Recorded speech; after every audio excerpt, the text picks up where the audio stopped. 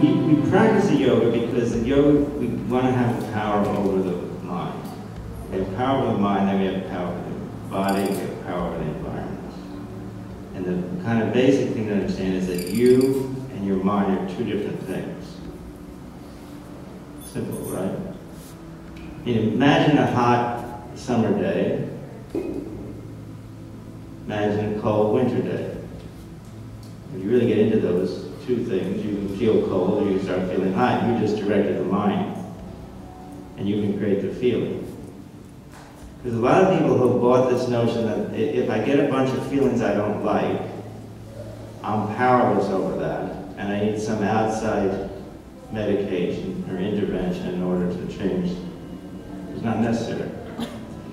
So when we're doing the breath, we're doing the movement, we actually inhale sat, exhale nam.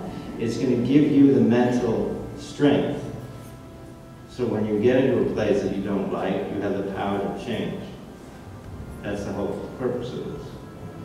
So if I'm having feelings, the feelings have to be supported by a certain mental posture. And if I put that mantra sat and nam in there, what's going to happen? My subject today. Sat nam is going to balance the correct tattvas, elements. Very good. Earth, water, fire, air, ether. So once I say sat nam, then that element comes to balance. So what also then balances at the same time? Chakras, the projecting centers. And what balance? What's one of the arc line, right? Up here in this sixth chakra. Once this arc line gets back in its rhythmic kind of position, then I'm protected. I have a shield around me. The tattvas should create a shield of protection. So Satnam invokes the balance, which then creates the protective shield.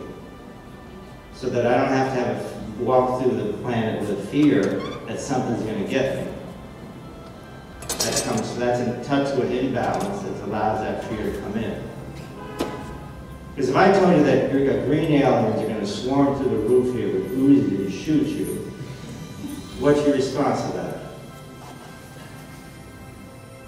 No one's, I don't think, I mean, I am, but no one's getting afraid about that, right? Because it doesn't have enough frequency to penetrate your system.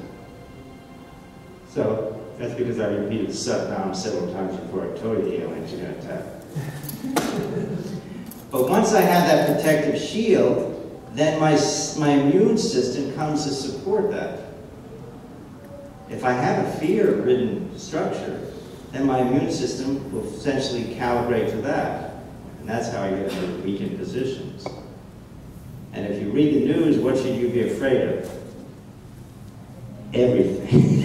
There's nothing out there. Everything's coming to get you, right? So you have to have that auric strength to navigate through this kind of time and space. Because part of one of the curses of the information age is the kind of the negative spin on everything. Simple. So the inhale, sat, I exhale. If I listen to my breath, what's that going to cue me into? My inflow and outflow of energy.